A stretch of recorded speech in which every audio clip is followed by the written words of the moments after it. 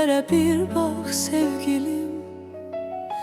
Seç özünə sən ən parlaq uzaq ulduzu. Harda olsam da səndən ayrı, səndən uzaq.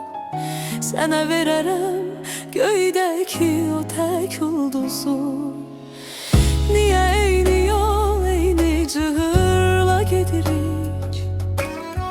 Amma ayrıdır bizim tərəflər. Zülmət gecədə, qaranlıqda mən gəzirəm. İzləyir səni ardınca gələn qədəmlər.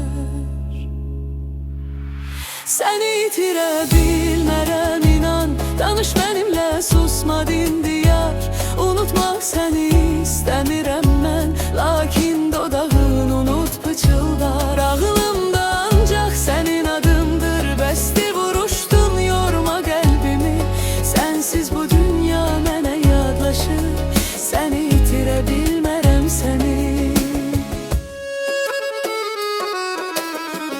Uzatdım sənə, tut əllərimi bərk-bərk. Uçub getməsən, qanad açma özgə yerə. Zaman dərmandır deyənlərə sən inanma. Məlhəm ola bilməz illər bu qəmgin sevgiyə. Şüşələr üstə yalın ayaqla gələrəm. Qarda boranda səninləyəm, bunu bilsən.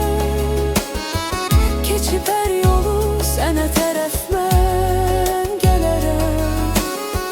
Təki bağışla, gəl barışaq sevgilimsən.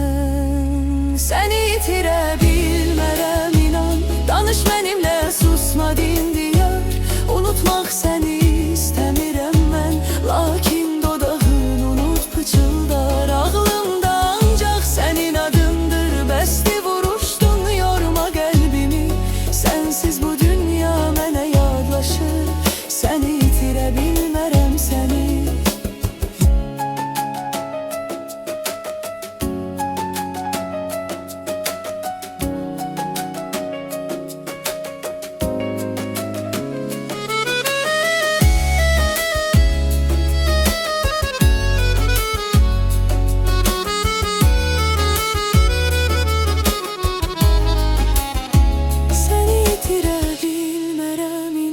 Danış mənimlə, susma dindiyar.